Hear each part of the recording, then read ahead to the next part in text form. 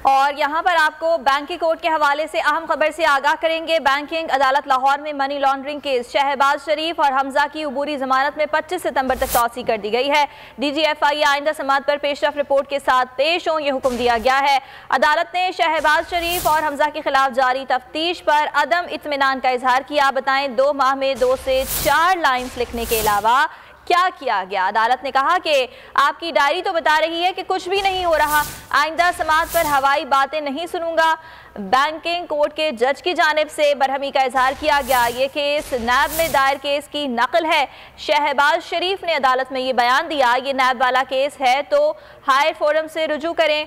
जज ने शहबाज शरीफ से मुकालमा किया। आपको आगाह कर रहे हैं, हमजा शहबाज और शहबाज शरीफ की अबूरी जमानत में तौसी कर दी गई है। बैंकिंग कोर्ट लाहौर में मनी लॉन्ड्रिंग केस की समात हुई और 25 सितंबर तक अबूरी जमानत में तौसी की गई है। DGFI आइंदा समात पर पेशरफ्त रिपोर्ट के साथ पेश हो। अदालत ने यह हुक्म जारी किया है। अदालत ने शहबाज शरीफ और हमजा के खिलाफ जारी तफ्तीश पर अदम इत्मीनान का इजहार किया और ये इस्तफसार किया कि बताएं 2 माह में 2 से 4 लाइन्स लिखने के अलावा क्या किया। आपकी डायरी तो बता रही है कि कुछ भी नहीं हो रहा। मुनीर बाजवा हमारे नुमाइंदे हमारे साथ मौजूद हैं। आज क्या कार्रवाई हुई उनसे जान लेते हैं। मुनीर बाजवा, अपडेट कीजिए। जी बिल्कुल, लाहौर की बैंकिंग अदालत ने मनी लॉन्ड्रिंग केस में शहबाज शरीफ और हमजा शहबाज की पूरी जमानत में 24 सितंबर तक तौसी कर दी है। अदालत ने ये हुक्म दिया कि आइंदा समात पर DGFI इस हवाले से तफ्तीशी रिपोर्ट जो है वो पेशरफ रिपोर्ट अदालत में पेश करें।